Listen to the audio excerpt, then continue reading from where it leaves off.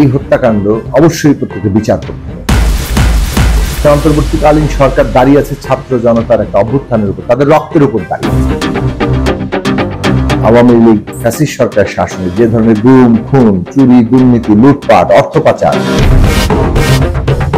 সমস্ত একটা ব্যবস্থাকে একটা মানে আজকে এই ধরনের একটা ঝুঁকিপূর্ণ জায়গায় নিয়ে এসছে। যদি আমরা ব্যয় বিচারই প্রতিষ্ঠা করতে না পারি, তাহলে নতুন বাংলাদেশের যাত্রাটা কিন্তু সেই আকাঙ্ক্ষা অনুযায়ী হবে না। সবাইকে সালাম, শুভেচ্ছা জানিয়ে শুরু করি। পুরো বিষয়টা হচ্ছে যে জনগণের একটা আকাঙ্ক্ষা তৈরি হয়েছে। এটা আমরা যখন রাজনৈতিক দলগুলো রাজপথে এই সরকারের বিরুদ্ধে আমাদের আন্দোলনের প্রস্তুতি শুরু করেছিলাম একটা যুগপৎ ধারায়, তখনও এই প্রশ্নটা কেন্দ্রীয় প্রশ্ন হিসেবে সামনে আসছিল যে এই ফ্যাসিস্ট আওয়ামী লীগ কিংবা শেখ হাসিনার সরকার তারা যেভাবে পুরো রাষ্ট্রশক্তিটাকে একেবারে পকেটে ঢুকিয়ে ফেলেছিল, সমস্ত প্রতিষ্ঠানগুলো দলীয়করণ করেছে এবং এক ধরনের বিপর্যস্ত করে ফেলেছে। এগুলো আর ঠিক রাষ্ট্রীয় প্রতিষ্ঠানের বদলে একটা জাস্ট দলীয় একটা প্রতিষ্ঠানের রূপ লাভ করেছে, যার ফলে এই সরকারের পতনের সাথে সাথে এই প্রতিষ্ঠানগুলো সব অকার্যকর হয়ে পড়ার একটা অবস্থা তৈরি হয়েছে। এই রাষ্ট্রটা দিয়ে যে একটা চলবে না এবং একটা জনগোষ্ঠীকে যে ঐক্যবদ্ধ রাখার যে একটা কাজ রাষ্ট্রের, সেইটা যে এটা করতে অক্ষম, বরং পুরো রাষ্ট্রশক্তিকে এইভাবে জনগণের বিরুদ্ধে, আমাদের সন্তানদের বিরুদ্ধে লাগিয়ে দেওয়া যায়, তাদেরকে গুলি করে তারা হত্যা করে, এই অবস্থায় তাদেরকে নিয়ে গিয়েছিল। সেইটাকে বদলাতে হবে এবং সেই বদলের আকাঙ্ক্ষাটা কিন্তু জনগণের ভিতর থেকে এখন তীব্রভাবে আছে।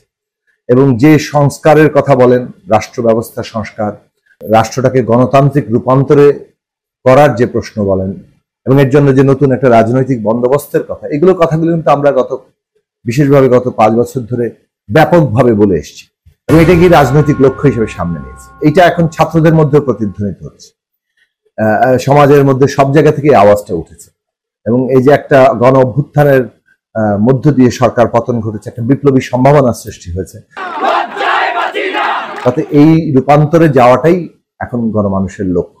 সেক্ষেত্রে কতগুলো আশু সংস্কার আছে, আবার পুরো একটা নতুন একটা যাকে বলে সংবিধান তৈরি করা, যেখানে গণতান্ত্রিক সংবিধান হবে, বিদ্যমান সংবিধানের ব্যাপক ধরনের সংস্কার করে, সেইটা একটা কাজ হিসেবে আছে।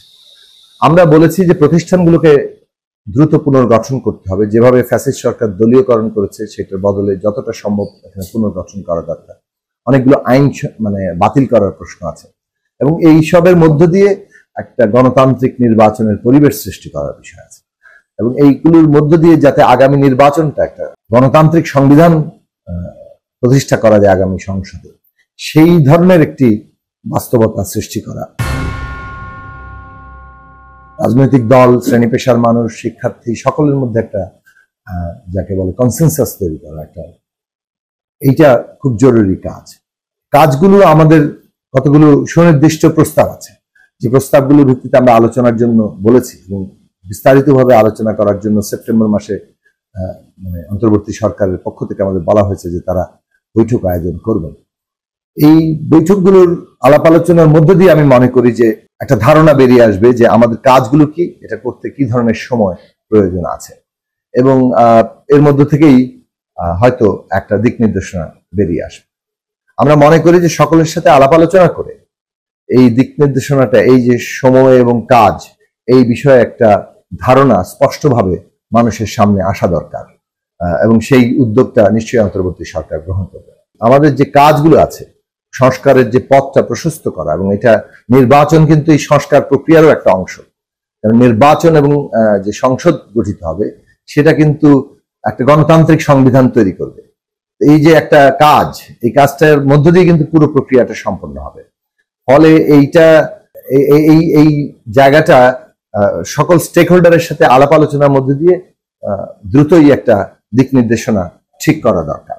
এখনো সেটা ঠিক হয়নি, ফলে ঠিক করা দরকার, কারণ মানুষের মধ্যে এই যে একটা রোড ম্যাপ, এটা জানার আগ্রহ আছে।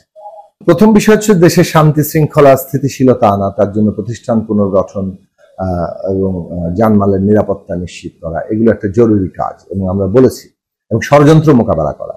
নানা ধরনের ষড়যন্ত্র হচ্ছে, এখানে হিন্দু সম্প্রদায়ের উপর হামলা করে ষড়যন্ত্র হচ্ছে, অস্থিতিশীলতা, নৈরাজ্য, নানা ধরনের ডাকাতি, অরাজকতা এগুলো তৈরি করে ষড়যন্ত্র করা হচ্ছে, এবং প্রতিষ্ঠানগুলোর ভেতরেও নানা ধরনের ষড়যন্ত্র হয়ে থাকতে পারে। ফলে এইগুলো মোকাবেলা করা এবং দ্রুত একটা স্থিতিশীলতা আনা, এটাই সরকারের জরুরি কাজ। এবং একই সাথে তাদেরকে এই যে হত্যাকাণ্ড, জুলাই আগস্ট হত্যাকাণ্ড, এই হত্যাকাণ্ড অবশ্যই প্রত্যেককে বিচার করতে হবে। আমরা দেখতে পাচ্ছি যে বিচারের মধ্যে একটা দীর্ঘসূত্রিতা সৃষ্টি হচ্ছে, মামলা ঠিক মতো নেওয়া হচ্ছে না, এবং মামলায় অভিযুক্ত যারা হচ্ছেন তাদের অনেকেই আবার এখনো এমন ভাবে কর্মরত আছেন যে তারাই মামলা দেওয়ার ক্ষেত্রে বাধা সৃষ্টি করছেন। এই দিকগুলোকে খুবই গুরুত্বের সাথে আমাদের এই অন্তর্বর্তী সরকারকে বিবেচনা করতে মনে রাখতে হবে যে এই অন্তর্বর্তীকালীন সরকার দাঁড়িয়ে আছে ছাত্র জনতার একটা অভ্যুত্থানের উপর, তাদের রক্তের উপর দাঁড়িয়ে আছে। তাদের একটা প্রধান কাজের জায়গা হচ্ছে এই যারা হত্যাকাণ্ডের শিকার হয়েছেন, যারা শহীদ হয়েছেন, প্রত্যেকের যাতে ন্যায় বিচার পায় সেইটা তাদের নিশ্চিত করা। ফলে এটা তাদের একটা অগ্রাধিকার ভিত্তিতে কাজ, এবং এই বিচারকে এমন ভাবে নিতে হবে, প্রয়োজনে আন্তর্জাতিক আদালতে যেতে হবে যাতে করে স্বচ্ছতা এবং ন্যায় বিচার সকলের কাছে একটা গ্রহণযোগ্য জায়গা থাকে। এবং একই সাথে আমাদের 15 বছরে যে এই আওয়ামী লীগ ফ্যাসিস্ট সরকার শাসনে যে ধরনের গুম, খুন, চুরি, দুর্নীতি, লুটপাট, অর্থ পাচার সমস্ত একটা ব্যবস্থাকে একটা মানে আজকে এই ধরনের একটা ঝুঁকিপূর্ণ জায়গায় নিয়ে এসছে, যেটা টিকে থাকার ক্ষেত্রে একটা প্রশ্ন মানে ঝুঁকি তৈরি হয়েছে, সেই জায়গাটাতে আনার যে দায়টা তাদেরকে সেখানে তাদেরকে তার জবাবদিহিতা এবং বিচারের জায়গায় যেতে হবে। তার জন্য প্রয়োজনীয় ট্রাইব্যুনাল গঠন করা, তদন্ত করা, এগুলো খুবই গুরুত্বপূর্ণ কাজ। যদি আমরা ন্যায় বিচারই প্রতিষ্ঠা করতে না পারি তাহলে নতুন বাংলাদেশের যাত্রাটা কিন্তু আমাদের মানে যে আকাঙ্ক্ষা সেই আকাঙ্ক্ষা অনুযায়ী হবে না। এবং আমরা বলেছি একই সাথে যে অর্থনৈতিক চ্যালেঞ্জটাও খুবই গুরুত্বপূর্ণ এই সরকারের সামনে, কারণ এই বিগত সরকার ফ্যাসিস্টরা লুটপাট করে তো একেবারে ফোকলা বানিয়ে দিয়ে গেছে। কাজে সেই জায়গায় অর্থনৈতিক চ্যালেঞ্জটাও মোকাবেলা করতে হবে। মানুষ কষ্টে আছে দ্রব্যমূল্য এবং নানান ধরনের তার আয় ব্যয়ের অসঙ্গতির কারণে, ফলে সেইটার দিকে তাদের মনোযোগ দিতে হবে। আমাদের দেশের শ্রমিকরা, কৃষকরা, আমাদের দেশের নিম্ন আয়ের মানুষ, তাদের জীবনে কিন্তু বেশ চাপ এখন।